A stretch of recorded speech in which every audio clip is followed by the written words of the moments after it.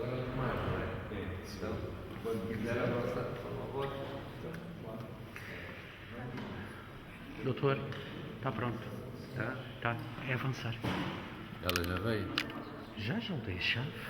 É assim mesmo? Então. Um, dois, som. Um, dois, três, quatro, cinco, seis.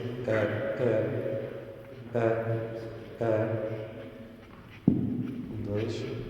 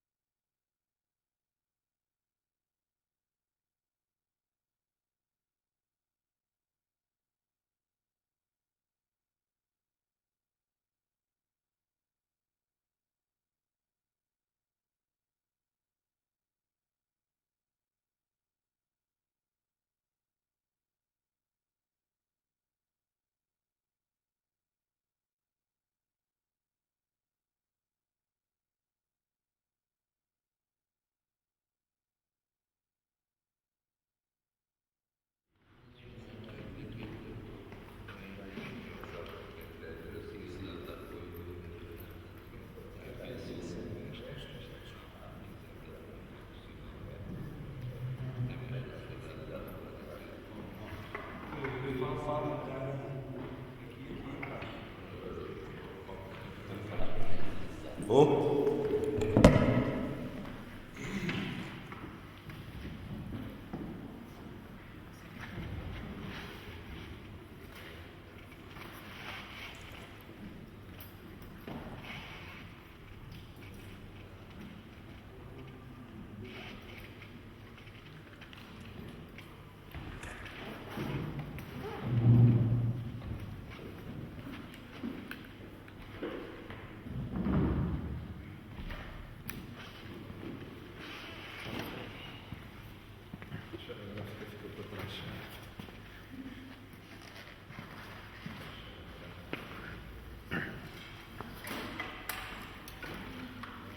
Já viu no YouTube?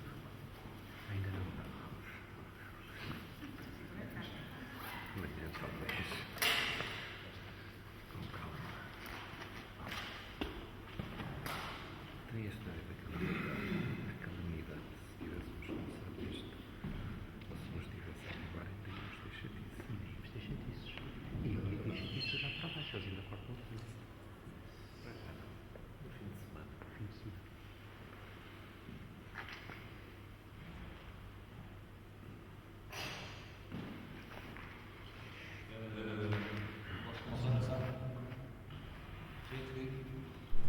Bom dia a todos.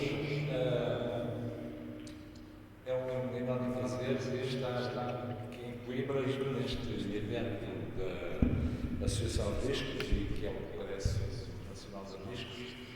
Chamo-me Tomás Figueiredo, venho do Instituto Politécnico de Bragança e vamos iniciar com esta manhã do dia 15 de outubro a sessão dedicada aos riscos de incêndios.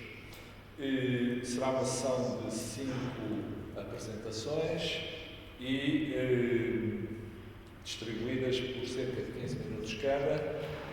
que decorrerá até às 10h30, embora o último quarto de hora esteja reservado ao debate. Começava por chamar a primeira apresentação de Maria de Fátima Tavares, basicamente sobre Brasília e situações críticas, as percepções sobre incêndios florestais nos últimos 60 anos. Por favor.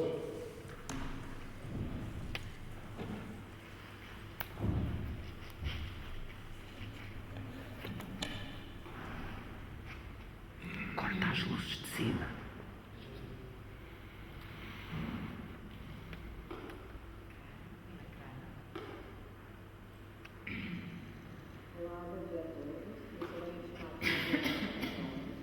Brasileiro de Informação em Ciência e Tecnologia, IBIC.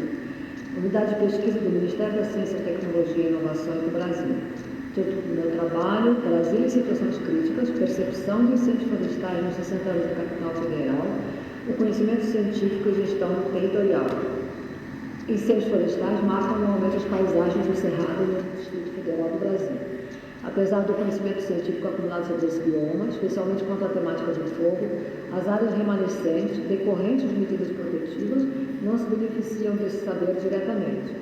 Existem séries históricas públicas disponíveis sobre incêndios florestais no DF, exceto os dados da base de queimadas do Instituto Nacional de Pesquisas Espaciais, INPE, após 1998.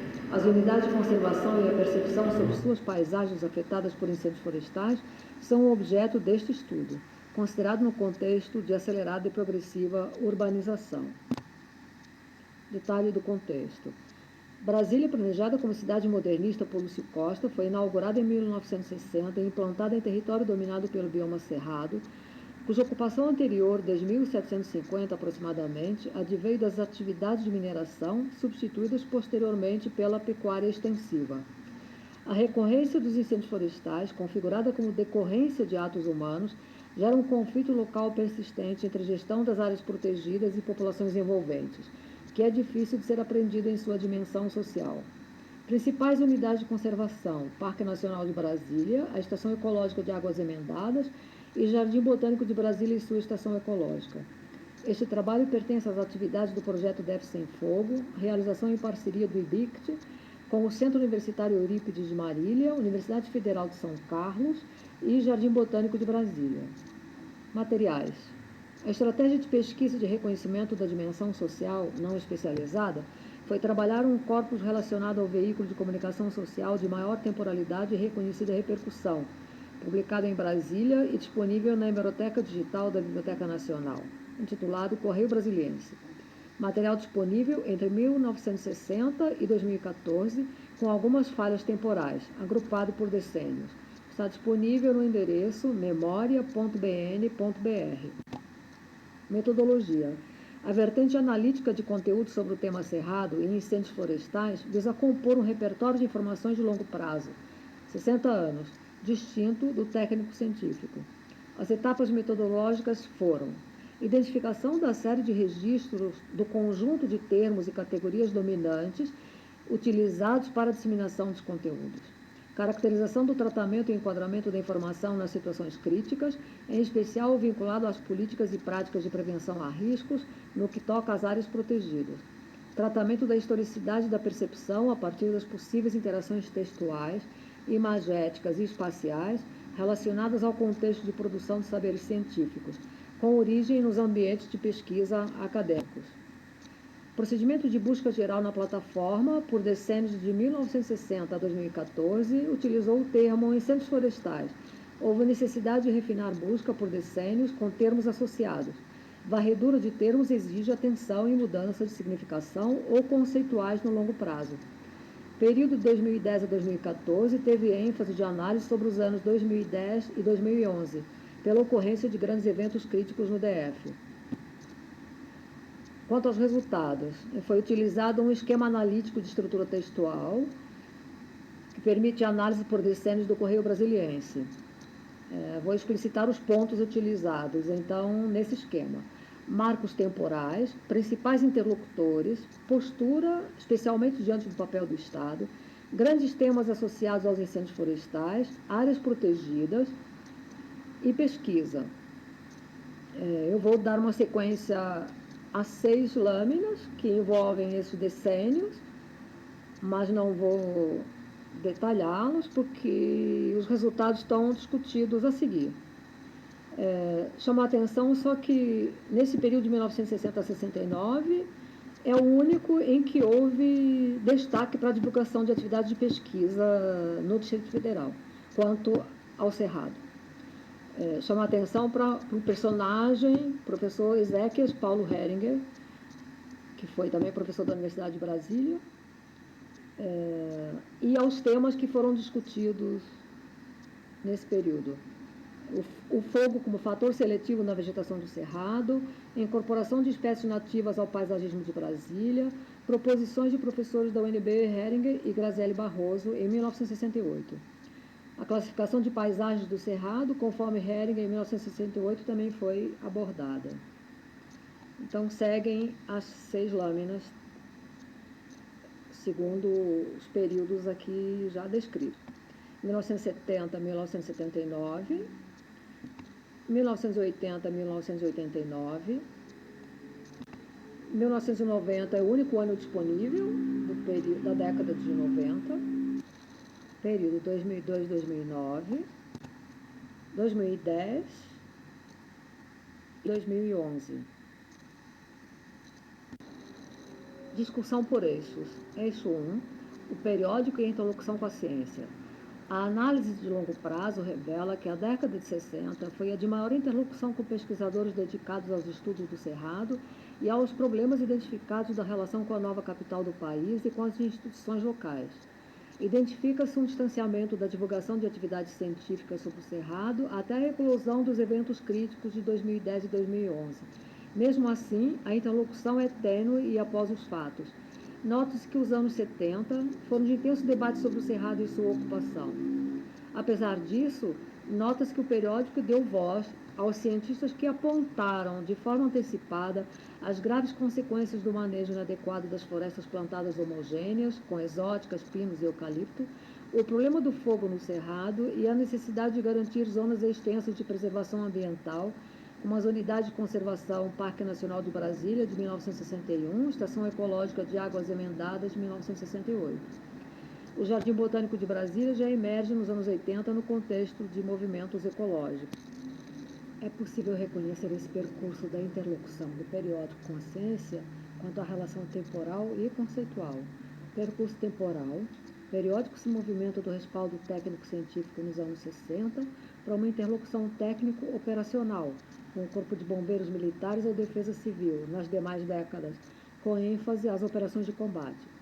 Percurso conceitual e apropriação ou acompanhamento de conceitos. Da noção de perigo em 1963 para a noção de risco em 2002, que acompanha o movimento da interlocução acima e expõe a atualização conceitual dos serviços. A noção de prevenção foi especialmente relacionada às instituições públicas, desde 1963. Eixo 2. Acompanhamento dos momentos críticos e percepção do problema dos incêndios florestais. O periódico reconhece a complexidade da questão dos incêndios florestais nos anos 60, indicando os fatores determinados pela ação humana, desmatamento, queimadas, florestamento sem manejo adequado, no quadro das condições meteorológicas do período de seca. O periódico dos anos 2000 em diante relaciona os incêndios florestais e as queimadas de forma sistemática à situação climática da seca, apesar da interlocução com o corpo técnico dos bombeiros reiteradamente afirmar a causa humana. O reconhecimento da excepcionalidade da situação de exposição ao perigo ganha ênfase textual e imagética na utilização do termo tragédia ambiental e ao prejuízo causado quando o evento crítico se propaga e está em curso por dias. Continuidade do eixo 2. Os dados coletados pelo periódico demonstram a progressão acentuada da extensão de áreas atingidas por incêndios florestais no DF desde 1985. Eixo 3. O reconhecimento do bioma cerrado. A noção de cerrado utilizada nos anos 60 é o cerrado em suas especificidades savana brasileira, que o periódico reportava aos pesquisadores interessados em identificar suas espécies e paisagens e defender o uso racional de suas zonas florestadas. Nos anos 70, prepondera, apesar do baixo número de registros, a noção comum de matos atingidos pelo fogo, com exemplo dessa significação explicitada ao colocar entre parênteses cerrado. Anos 80, as matérias intitulam-se diretamente ao problema Fogo no Cerrado, enquadradas em uma visão que busca aproximação ecológica.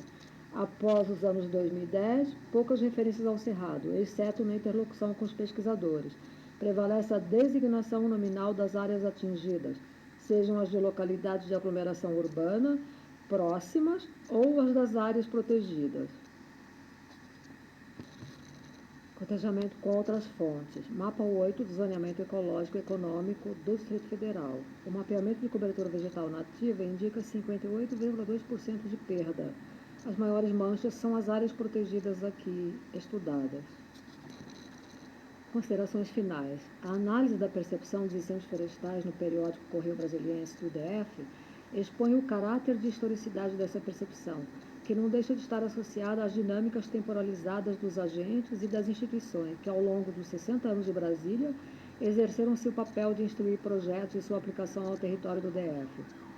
A história de Brasília convive de longa data com essa memória da intervenção do fogo sobre a paisagem. Fica a lição dada nos anos 60 do século XX sobre a contribuição da ciência e seus representantes para a qualidade de vida dos habitantes da nova capital e pela relevância da preservação continuada das áreas de cerrado remanescentes.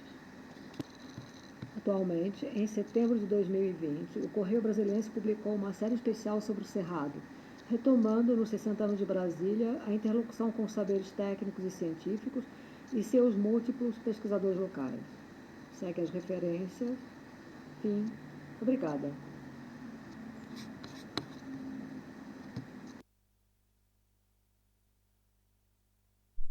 Muito obrigado. Lamentavelmente não tivemos grande percepção da comunicação, mas espero que a próxima seja melhor. Vamos então, agradeço à colega do Brasil, vamos passar agora para Portugal. Sara dos Santos, com o grupo da Universidade do Minho.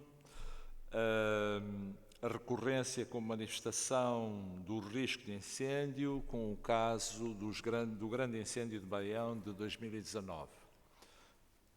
Não sei se a apresentação não é presencial, portanto, bom dia à doutora Sara. Não se importa iniciar a sua intervenção mostrando um pouco o nível de som que estamos a ouvir aqui. Isto é gravado? Saudações, me chamo Sara Moura, Batista dos Santos, sou aluna do doutoramento em Geografia Física e Estudos Ambientais da Universidade do Minho. Sou investigadora do projeto Ecofire, que é ligado ao SEX, que é o Centro de Estudos em Comunicação e Sociedade da Universidade do Minho, e agora irei iniciar a apresentação que foi enviada ao Congresso. Olha, não sei se me estão a ouvir, se me está a ouvir do outro lado. É intitulada A Recorrência como Manifestação do Risco de Incêndio, o caso do grande incêndio florestal de Baião em 2019. O projeto Ecofire, ele visa estudar a economia do fogo de um grande incêndio florestal que aconteceu no Concelho de Baião em 2019. Essa apresentação ela é parte de um trabalho metodológico feito nas etapas iniciais do trabalho.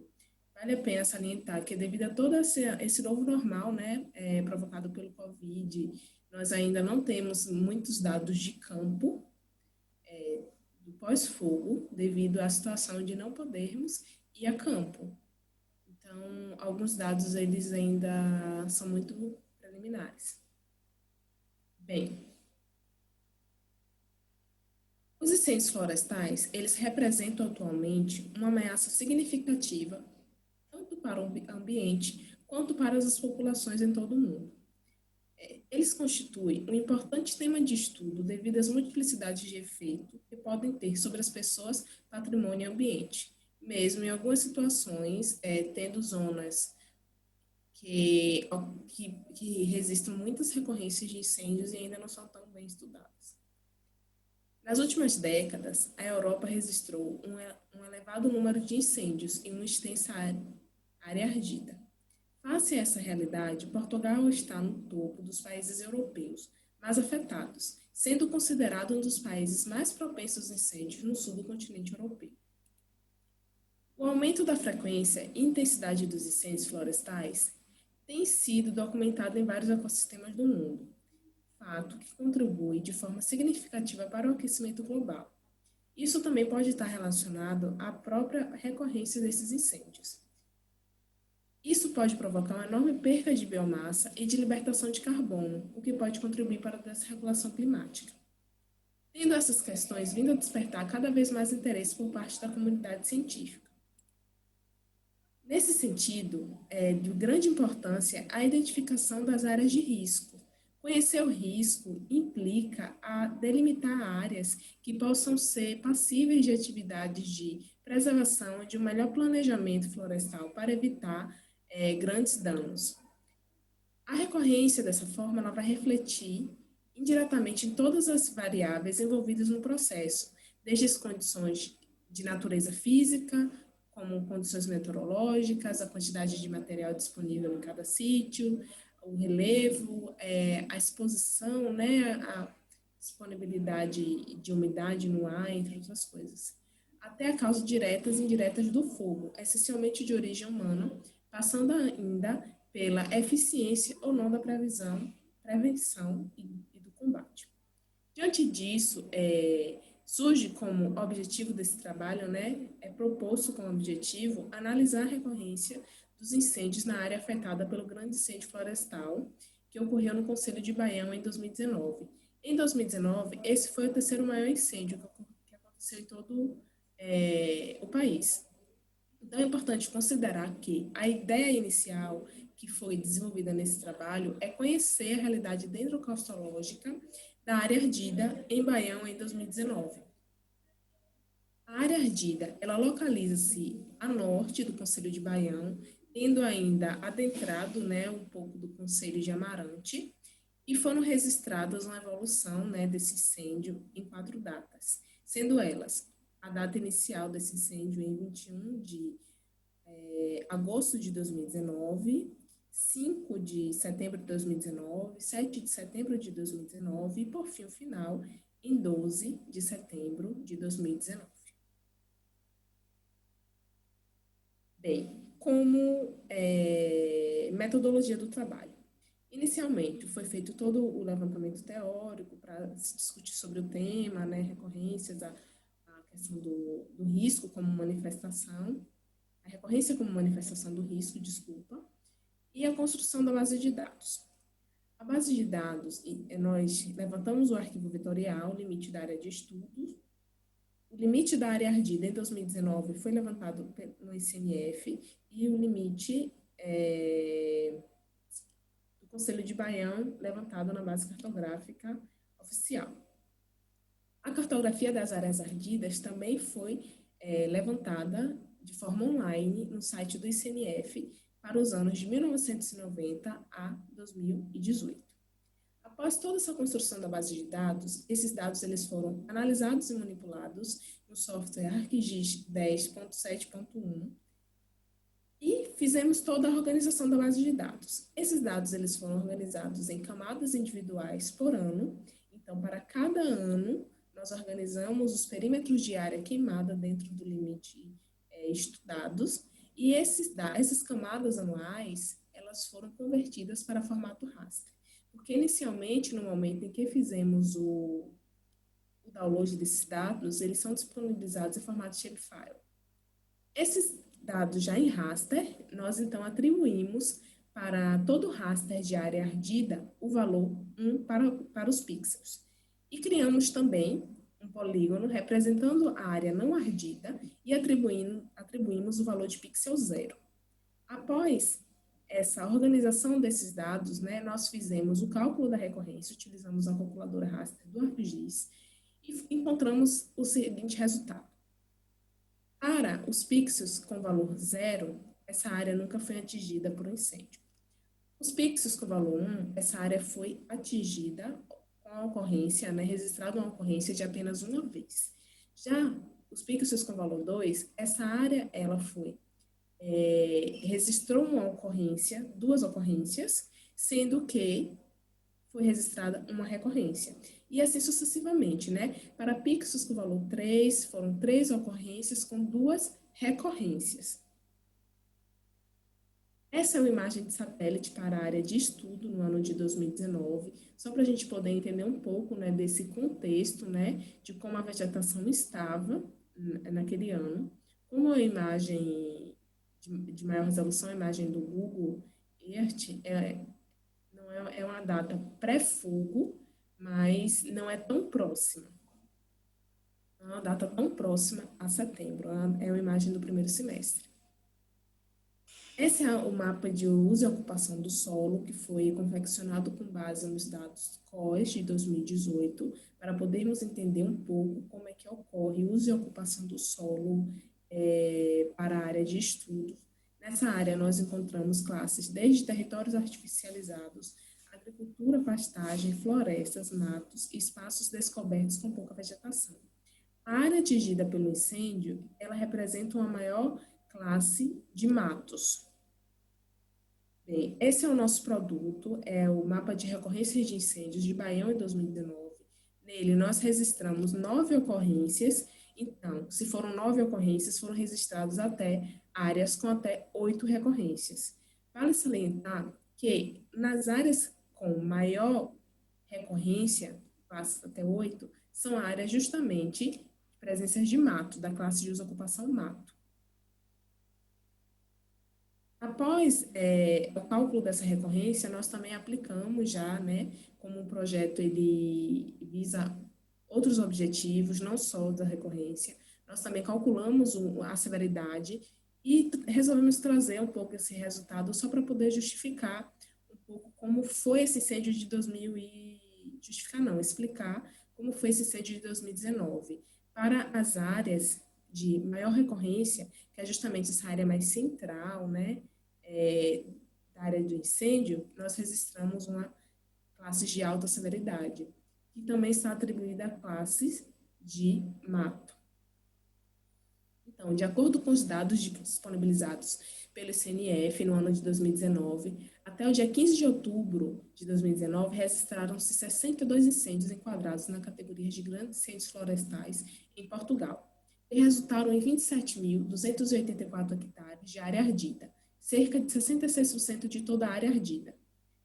Mais de 50% da área ardida no país foi de grandes incêndios florestais. Já no Conselho de Baião, o Conselho de Baião, ele ardeu uma área correspondente a 853 hectares em um único evento de fogo, que é esse que eu vos apresentei alguns dados, né? Tendo sido registrado o terceiro maior grande incêndio para este ano.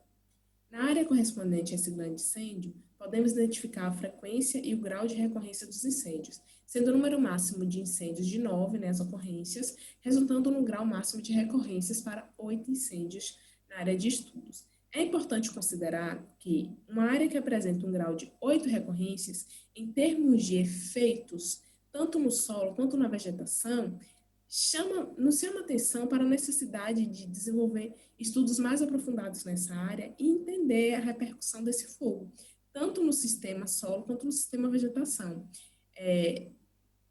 Após a realização desses estudos, contribuir de forma mais eficiente para o planejamento, né, dessas áreas, para melhor gerir esses espaços florestais. Bem, o que nós temos para apresentar em termos de dados são isso.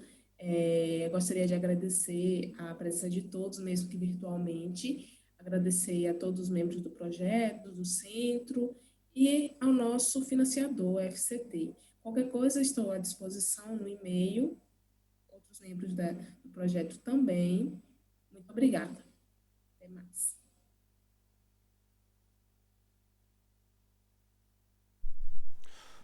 Muito obrigado. Vamos agora passar à terceira apresentação, que também vem gravada, creio eu. Trata-se da apresentação de Lucas César,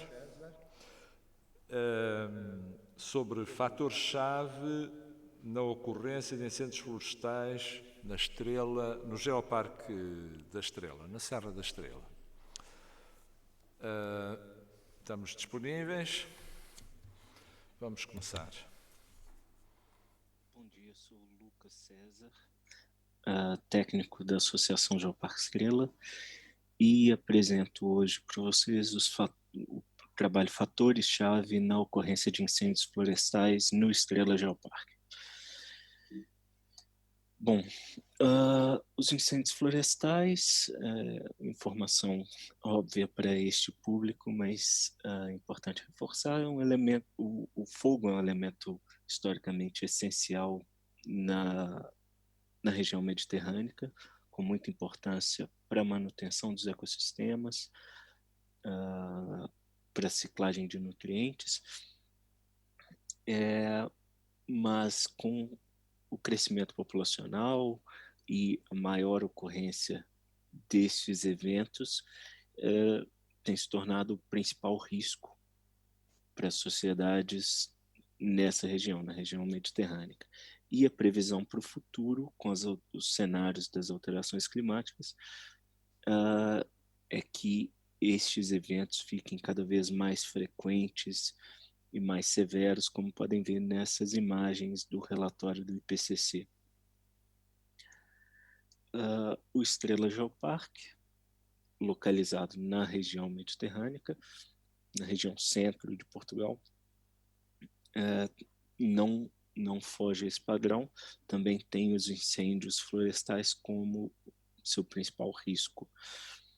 O território compreende 9 municípios e totaliza 2.216 km².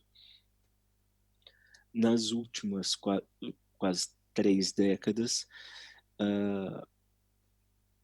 os incêndios florestais, a ocorrência de incêndios florestais tem evoluído e ficado cada vez mais frequentes, e tiveram seu máximo, como em todo o país, em 2017, quando 23% da área do Estrela Geoparque ardeu, principalmente devido aos eventos em outubro de 2017.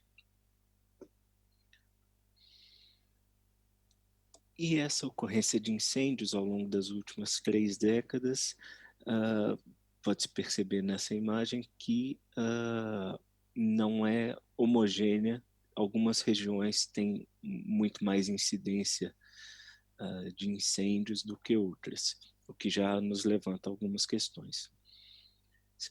Sendo este um dos principais problemas que afeta o território, e sendo o Estrela Geoparque Mundial da Unesco no fundo, uma estratégia de desenvolvimento territorial sustentável, é papel dessa associação também buscar soluções para esses problemas, e essas soluções muitas vezes devem ser apoiadas na ciência. Então, para resolver o problema dos incêndios florestais, o primeiro passo que demos foi justamente buscar na ciência algumas respostas, em 2018, a proposta desse estágio de investigação sobre o risco de incêndio no Estrela Geoparque, como a primeira iniciativa da recém-criada Rede de Ciência e Educação para a Sustentabilidade.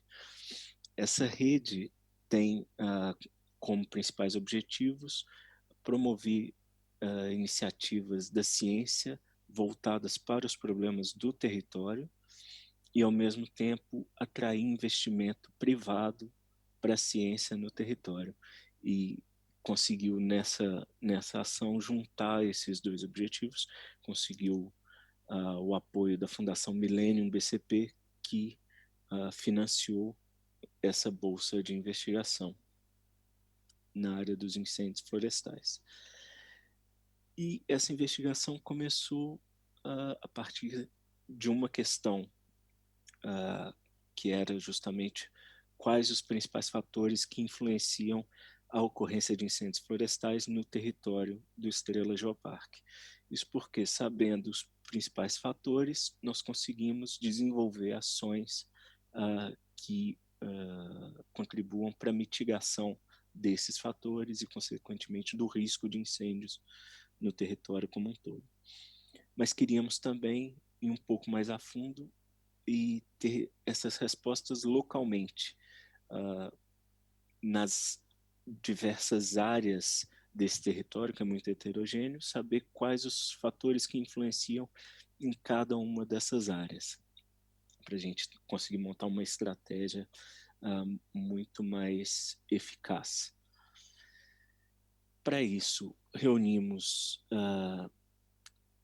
42 variáveis independentes de diversas categorias, seja da topografia, da meteorologia, do tipo de vegetação, da infraestrutura de combate aos incêndios, fatores socioeconômicos, e analisamos eles globalmente para ver a influência desses fatores na ocorrência de incêndios. Como muitos fatores têm uma relação muito próxima, havia o risco de colinearidade. Então, para realizar a regressão logística geograficamente ponderada, GWLR, que vai ver a influência de cada fator na ocorrência ou não de um incêndio numa determinada região, nós fizemos antes o agrupamento desses fatores em componentes principais, com uma análise de componentes principais, e ficamos com os 8 componentes principais mais relevantes.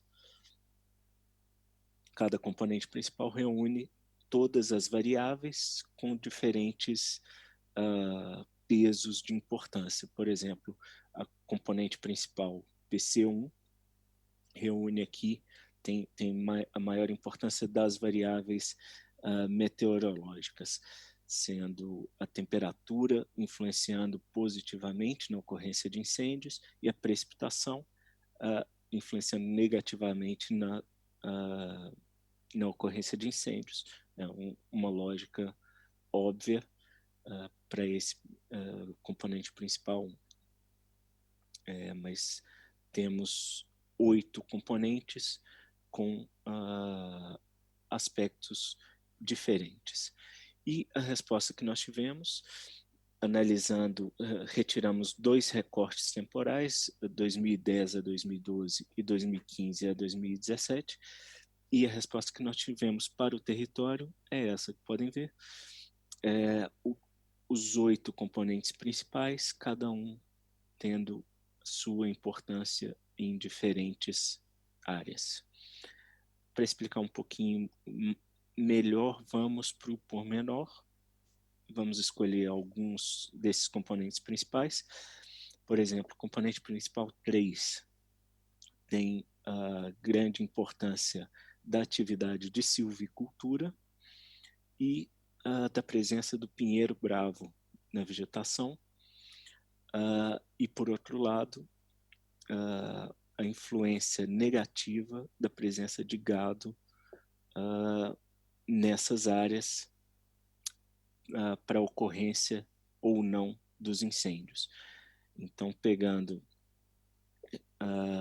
aqui nessa zona em Belmonte, foi uma zona que ardeu pouco e, muito provavelmente, é uma região que tem grande presença de gado, principalmente caprinos. Muito provavelmente, essa zona não ardeu tanto pela grande presença de gado, segundo a nossa análise. Por outro lado, aqui em Gouveia, foi uma zona que ardeu muito, ali próximo das Penhas Douradas, e a presença do pinheiro bravo provavelmente teve um peso importante nos incêndios nessa região. E a componente principal 1, que responde em diversas partes do território, por exemplo, aqui em Oliveira do Hospital, a alta média de temperatura e a baixa média de precipitação podem ter sido responsáveis por ser uma região onde ocorrem muitos incêndios. Mas sobre essas variáveis meteorológicas nós não temos muito como agir. Então, para a nossa estratégia não tem muita resposta. O que nós fazemos nesse caso da componente principal? Nós podemos utilizar essa ferramenta, isolar área a área e ver qual que é o segundo componente principal mais relevante para essa região.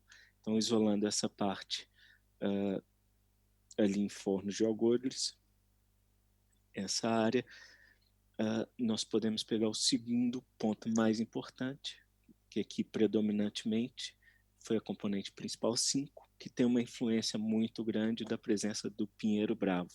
Ou seja, podemos inferir que a presença do pinheiro bravo aqui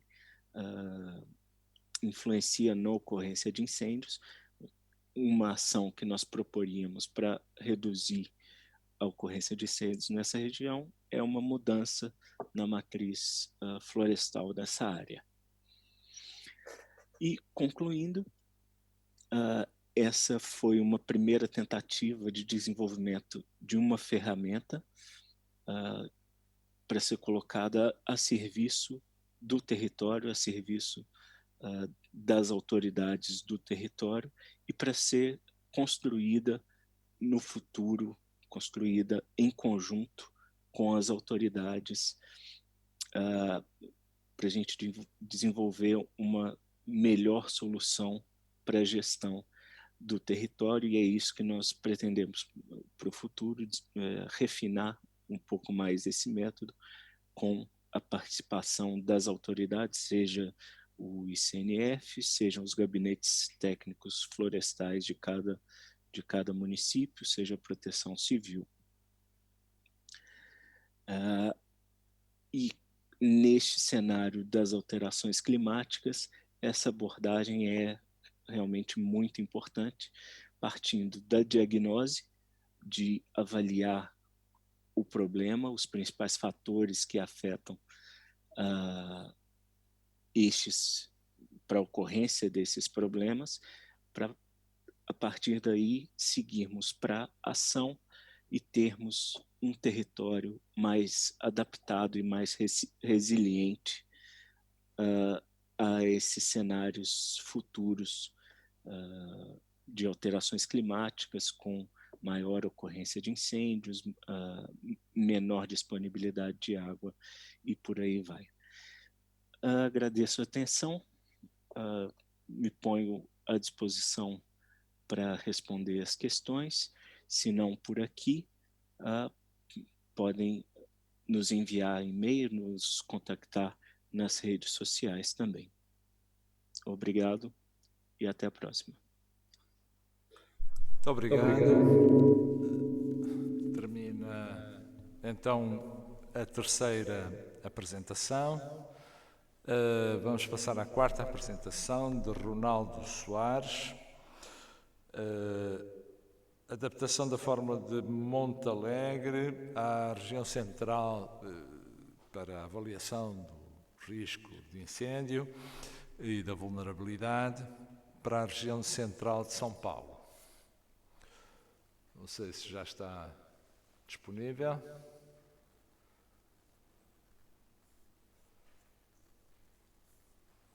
Ultimamente, eu tenho iniciado minhas apresentações com uma figura bastante significativa e que, para mim, é um desagravo ao CO2, que ultimamente tem sido culpado por todas as transformações climáticas que existem na Terra, sem ter culpa nenhuma.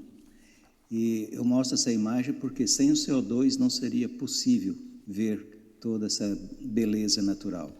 Sem o CO2 não haveria vegetação, não haveria vida na Terra. Bom, Voltando agora ao nosso tema principal, que é a adaptação do índice de perigo de incêndio para uma região bastante importante no estado de São Paulo, no Brasil, é importante dizer que esse é um distrito florestal onde várias empresas atuam, tanto com plantações de espécies florestais e também existem algumas unidades de conservação. O fogo é um agente que pode causar bastante problema, bastante destruição quando ele ocorre e se propaga livremente. Então, os incêndios florestais precisam de ações que visam a minimizar os seus danos e também os custos de prevenção e combate. Uma das ferramentas muito úteis no controle dos incêndios florestais é o índice de perigo de incêndio. Então, através do conhecimento do risco de ocorrência de incêndio, é possível fazer um controle mais racional, mais eficiente e também mais econômico. No Brasil, em 1972, foi desenvolvido o primeiro índice nacional de perigo de incêndio, que é chamada fórmula de Monte Alegre. Esse índice tem sido utilizado em praticamente todo o país e está assumindo o papel de um índice nacional. No entanto, devido às condições um pouco diferentes em um país de dimensões continentais, é importante fazer algumas adaptações para que ele seja mais eficiente em cada uma das regiões. Em primeiro lugar, os incêndios florestais no Brasil, em praticamente todas as regiões, ocorrem principalmente no inverno e no início da primavera. E, devido a esse fator, a variável meteorológica que mais se relaciona à ocorrência dos incêndios florestais é a umidade relativa do ar. Isto é diferente do que ocorre no hemisfério norte do planeta, onde a temperatura é um fator mais importante, porque os incêndios ocorrem principalmente no verão. Então, com isto, a fórmula de Monte Alegre utiliza como variáveis meteorológicas a umidade relativa do ar, de uma maneira direta, e a precipitação de maneira indireta. Como o índice é acumulativo, não pode ele ir somando para sempre. Então, por isto, há uma tabela de restrições baseada na precipitação. Então, essa precipitação, que pode ter diferentes níveis, na verdade, ela tem um efeito diferenciado no desenvolvimento ou no cálculo progressivo do índice de perigo. Então, uma chuva de até 2,4 milímetros não altera o valor do índice, quer dizer, o risco de incêndio continua, porque é uma chuva extremamente leve. E precipitações acima de 12,9 milímetros já zeram o índice, ou seja, não existe nenhum risco de ocorrer um incêndio com uma precipitação dessa magnitude. Então, por isso, o cálculo é interrompido e reiniciado depois que a chuva parar.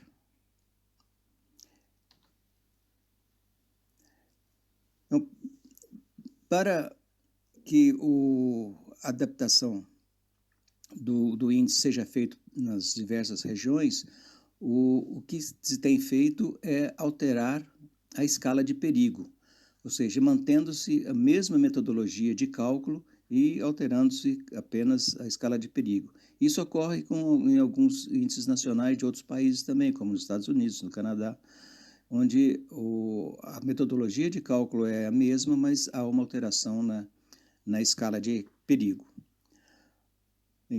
Para fazer esse ajuste, então, foram feitas algumas análises estatísticas e foram utilizados duas técnicas de comparação entre os valores dos índices. Esses comparadores são o Skill Score e a porcentagem de sucesso. Então, utilizando essas duas técnicas, foi feita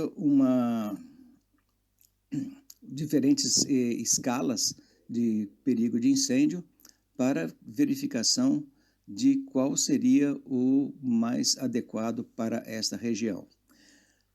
Então, tomando-se com base o valor original da fórmula de Monte Alegre, né, que varia o valor de maior do que 20, né, que é um valor adimensional. Um valor maior do que 20 significa um índice muito alto, observou-se que naquela região esse valor seria mais elevado. Com isso, nós chegamos a uma tabela do valor da fórmula de Monte Alegre ajustada para aquela região e que se mostrou muito mais eficiente, né, com relação à distribuição, não só dos meses ou dos dias de ocorrência de perigo alto durante o período dos diversos meses do ano, assim como também o melhor ajuste para referente à ocorrência de incêndios de acordo com o grau de perigo.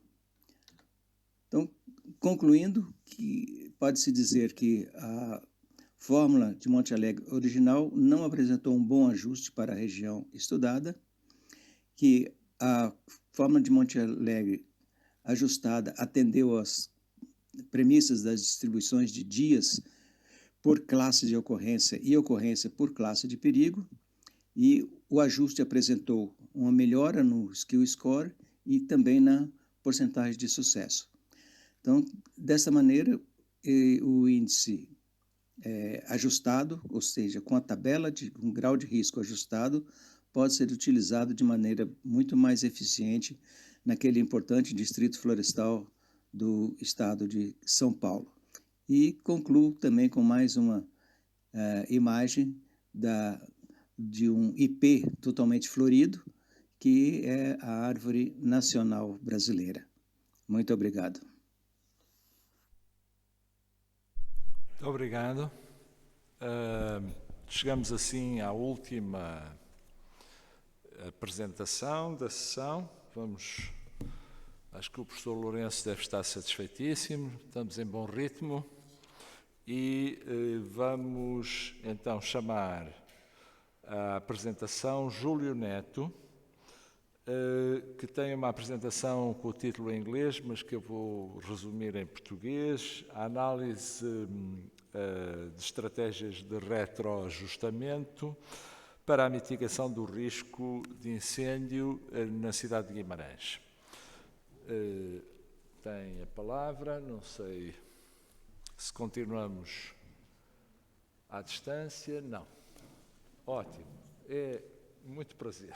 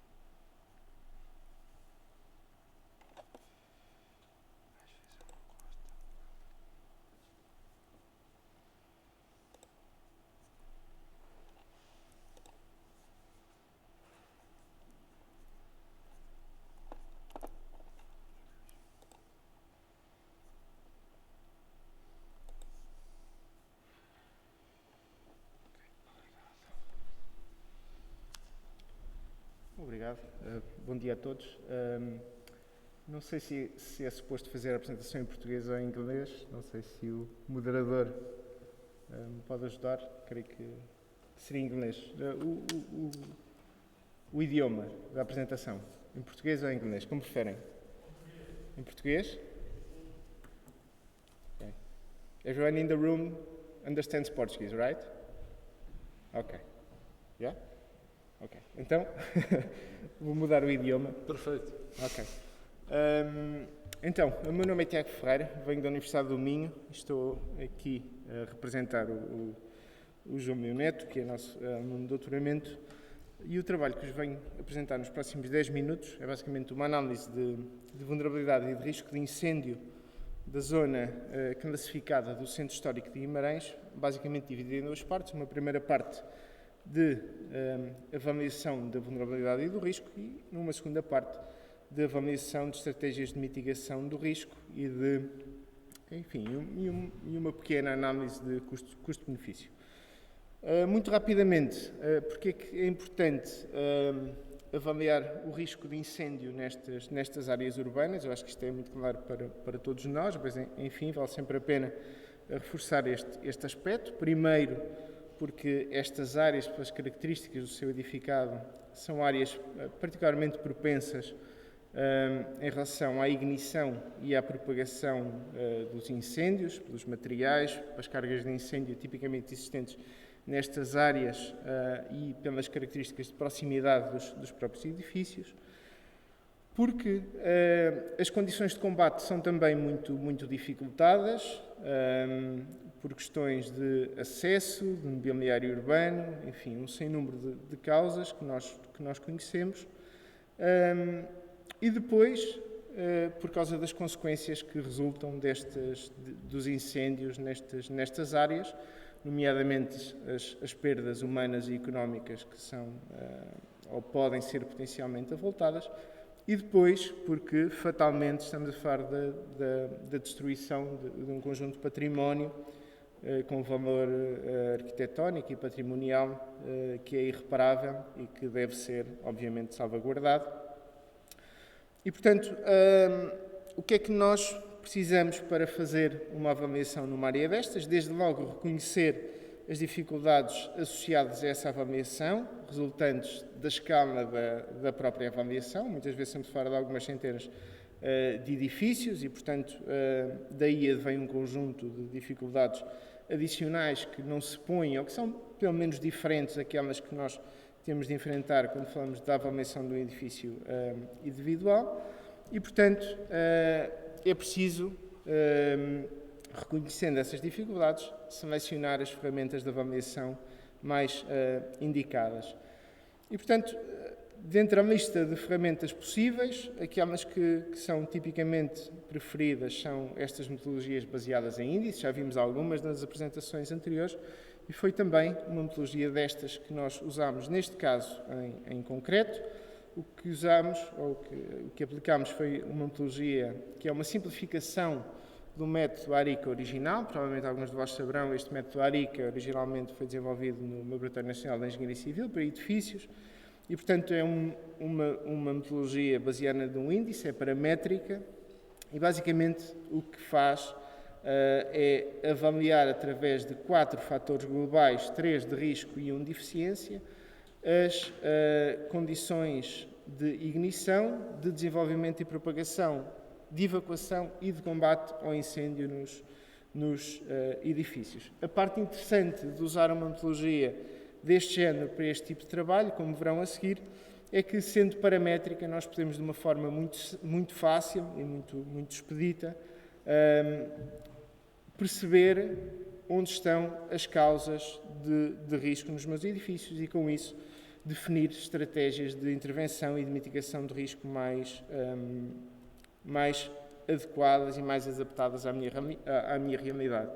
E, portanto, no final desta soma ponderada, desta ponderação destes 4 fatores globais, o que nós temos, como eu disse, é um índice, é um indicador, um valor numérico, okay, que varia entre 0,6 e 2,0. Esta metodologia, o ARICA original, está de alguma forma ancorada à Regulamentação Nacional de Segurança contra Incêndios e, portanto, genericamente, com algumas simplificações, nós poderemos dizer que um edifício que tenha um valor de FRI, um valor deste índice, inferior a 1, será um edifício que, de forma grosseira, estará de acordo com a exigência regulamentar. Tudo que sejam edifícios que obtenham um valor acima de 1 para este indicador são edifícios que poderemos dizer que têm um risco de incêndio moderado, elevado ou extremo, quando passa, respectivamente, de 1.3, 1.6 até um valor de 2. Passando, porque o tempo é muito escasso, para o caso de estudo, enfim, provavelmente todos conhecerão o Centro Histórico de Guimarães, é uma área, esta zona do Centro Histórico é classificada pela Unesco desde 2001, entre várias razões que estavam no documento de classificação.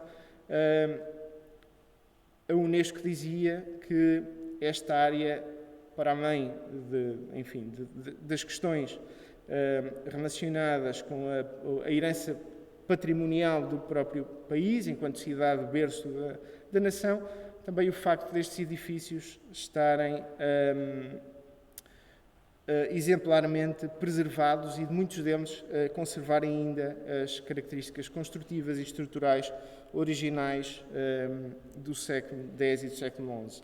E, portanto, a avaliação foi feita in situ, edifício a edifício, com base numa ficha de inspeção, neste caso em papel, e o que se fez foi, obviamente, recolher toda a informação necessária para aplicar a metodologia e depois criar uma base de dados e integrar essa base de dados num sistema de informação geográfica. Em termos de grandes números, estamos a falar de uma área com cerca de 500 edifícios, sendo que destes 500, 436 foram identificados por nós como sendo edifícios avaliáveis e, portanto, é sobre esse número, sobre esse conjunto de 436 edifícios que nós estaremos a trabalhar. E, portanto, a aplicação do método, a primeiro output direto, como facilmente se percebe, é então este indicador de risco de incêndio, é isto que temos aqui, e, portanto, a realidade dos edifícios que nós encontramos foi que, enfim, nenhum dos edifícios apresentam um risco extremo e que depois, enfim, a grande maioria, 60% dos edifícios apresentavam um risco de incêndio moderado. Obviamente nós podíamos, enfim, passar muito tempo a discutir estes resultados, mas para a essência desta apresentação e do trabalho que vos mostro hoje, o que me interessa particularmente é olhar para os resultados dos fatores parciais, destes parâmetros parciais.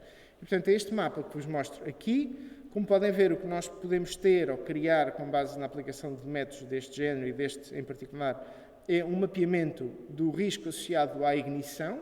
Okay? Portanto, já não estou a falar genericamente do risco associado ao incêndio no edifício, mas estou a falar de um fator muito específico de ignição e, portanto, nós percebemos que neste caso concreto deste conjunto de edifícios, 94% apresentava um risco reduzido de ignição e, portanto, percebemos a partir daqui que esse não é a causa de incêndio fundamental no centro histórico.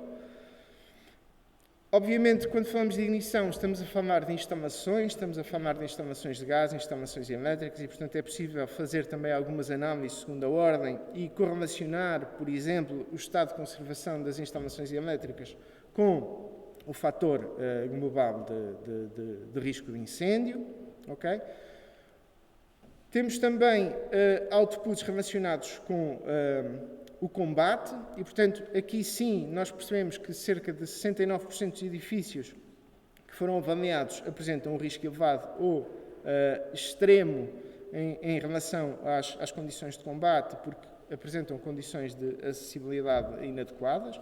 E aqui neste mapa é possível ver, mapeado a vermelho, as vias que potencialmente vão criar problemas em termos de combate e, portanto, percebemos muito rapidamente que apenas as vias periféricas poderão ser potencialmente utilizadas de uma forma, enfim, adequada para o combate.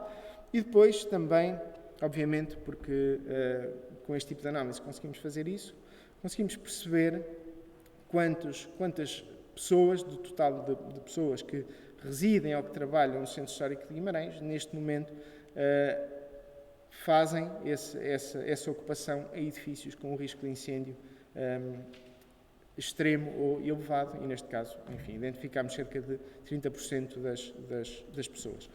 Em relação à estratégia de mitigação de risco, porque, enfim, é obviamente importante conhecer o risco, mas também é fundamental tentar, pelo menos, poder dar algumas indicações de estratégias de mitigação desse risco. Portanto, de uma forma muito simples, o que nós fizemos foi propor 4 pacotes ou 4 estratégias de intervenção, crescentes em termos de intrusividade e de impacto nos edifícios e também crescentes em termos de custos e, neste caso específico, eram propostas cumulativas, ou seja, o segundo pacote de intervenção, que, por exemplo, o que implicava era a adoção e a introdução de sistemas de detecção automáticos de edifícios e a remodelação das instalações, nos casos em que isso seria necessário. Cumulativamente já tinha também a introdução dos extintores e da sinalética de emergência que estava associada ao pacote de reforço 1. E, portanto, sabendo a realidade atual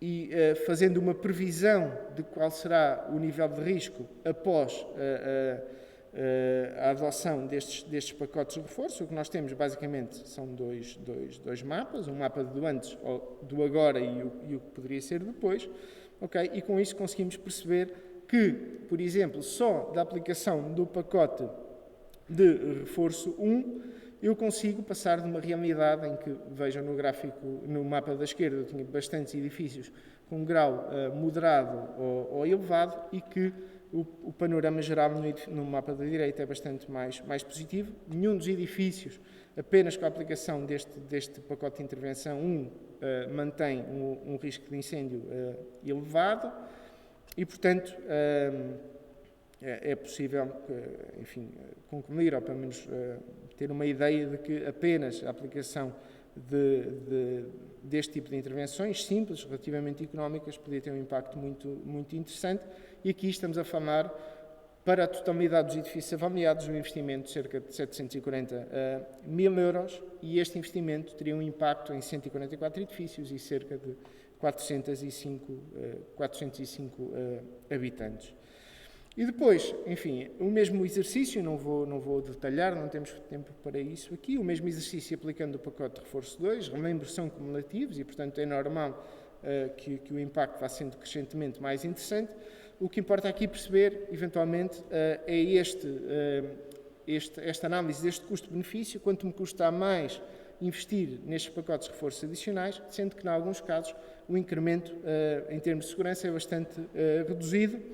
E, portanto, eu olharia só para aqui. Aqui estamos a falar de um investimento adicional de 350 mil euros, com um impacto em 134 habitantes.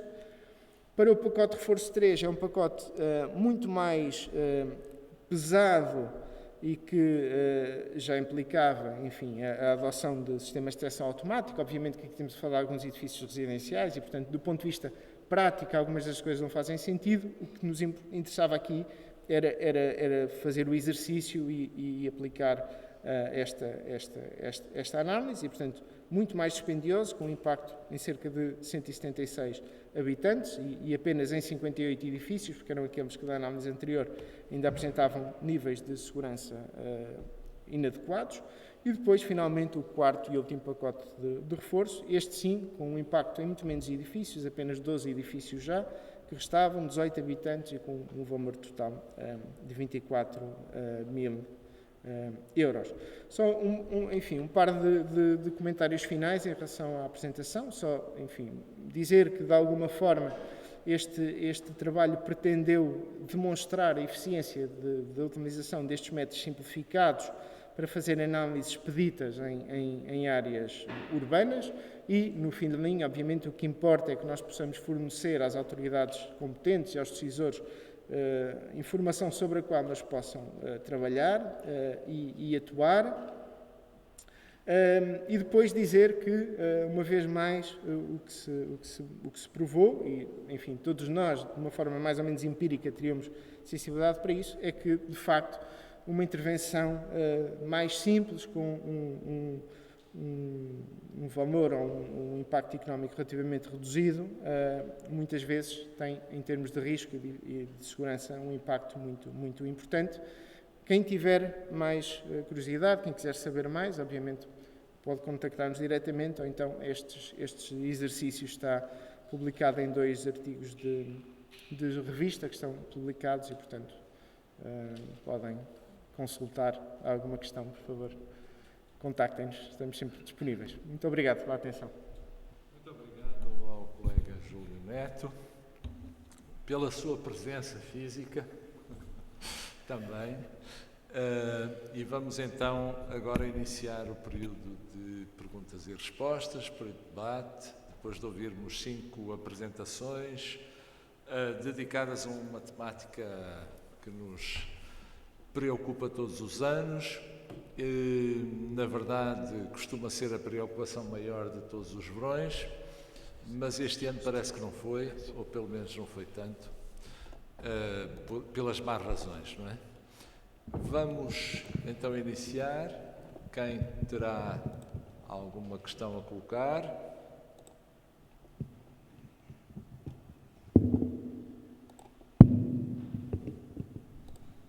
Não?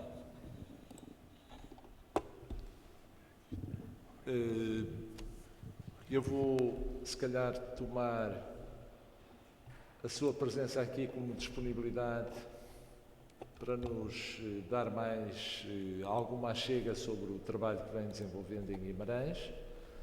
E a questão que colocava era exatamente que tipo de articulação é que o vosso trabalho vai tendo com as autoridades municipais, com os responsáveis, digamos, municipais, ou penso que o Centro Histórico continua a ter a mesma tutela, não tem uma tutela distinta.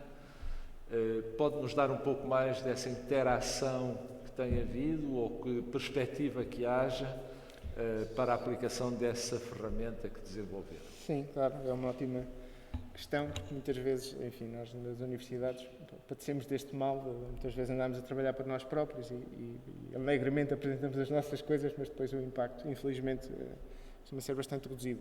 Neste caso, em concreto, de facto, nós tivemos a sorte do trabalho ter sido acompanhado desde o primeiro momento pelo gabinete do Centro Histórico da Câmara Municipal de Guimarães e, portanto, nós já fizemos uma análise de 2 zonas com 2 objetivos distintos. Esta zona, que é a zona classificada, foi avaliada do ponto de vista, como mostrei aqui, da segurança contra incêndio.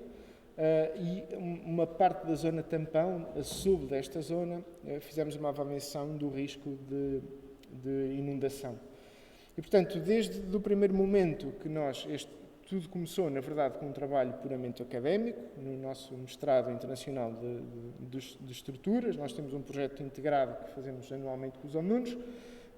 E, portanto, na altura, nós contactámos a Câmara Municipal de Guimarães, com quem tínhamos contactos relativamente estreitos já, e eles, desde o primeiro momento que apoiaram o projeto, tinham obviamente muito interesse também em poder usufruir desses outputs, desses resultados, e portanto eu diria que essa colaboração foi sempre acontecendo, de uma forma mais ou menos orgânica, felizmente, e eles continuam a par do projeto e têm sempre sido imensamente disponíveis e tudo o que nós pedimos em termos de cartografia ou de outras ferramentas, eles têm-nos fornecido. Portanto, felizmente temos tido essa sorte, sim, de interação. É um bom caso de estudo, não é? Sim, é um ótimo caso de estudo, sim, e o facto da Câmara Municipal de Guimarães também ser particularmente ativa, interessada e eu diria também muitíssimo organizada. Eu tive a sorte de já, enfim, trabalhar em vários municípios e, de facto, Guimarães tem, provavelmente também pelo histórico de classificação mais antiga do Centro Histórico, tem, de facto, muita informação, muito sistematizada, muito organizada. Tivemos muita sorte de sermos vizinhos de um Centro Histórico particularmente interessante. Muito bem, muito obrigado. Obrigado. Não sei se esta questão levantou algum estímulo à audiência. Sim. Será, Ana, não se importa fala com... Alguém tem um micro?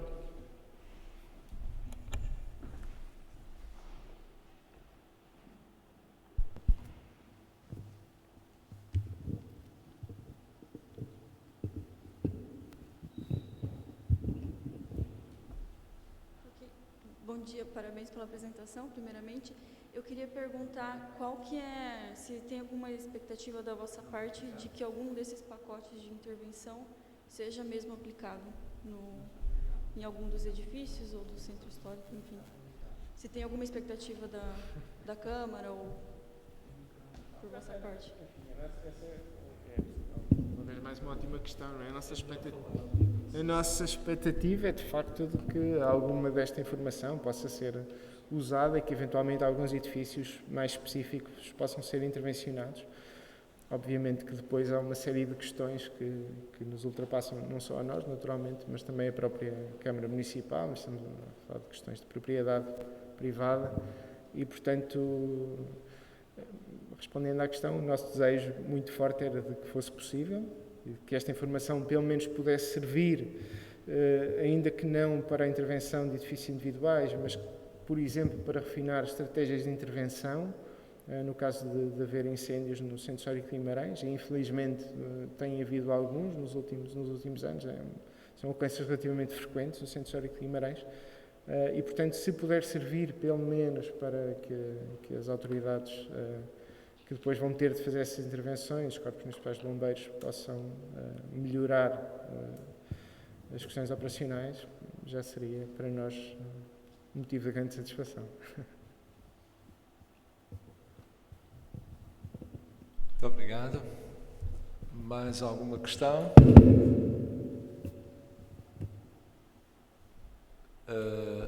Eu ia só perguntar à organização, é possível pôr questões aos colegas que fizeram a apresentação em remoto?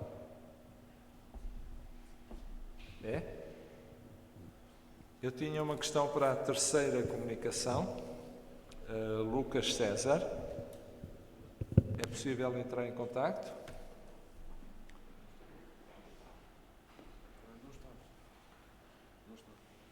Não? Ok. Muito bem. Não sei se não me parece haver grande vontade, mas queria deixar a expressão do meu agradecimento à organização pelo convite, pela oportunidade de estarmos a debater esta temática dos incêndios florestais, ou melhor, do risco de incêndio. Eu tenho que corrigir porque vem-nos trazer uma experiência bem diferente, uma experiência urbana, e convidava a todos para um pequeno intervalo, porque a sessão depois retomará mais tarde, após um cafezinho. Muito obrigado, parabéns aos nossos participantes. Muito obrigado.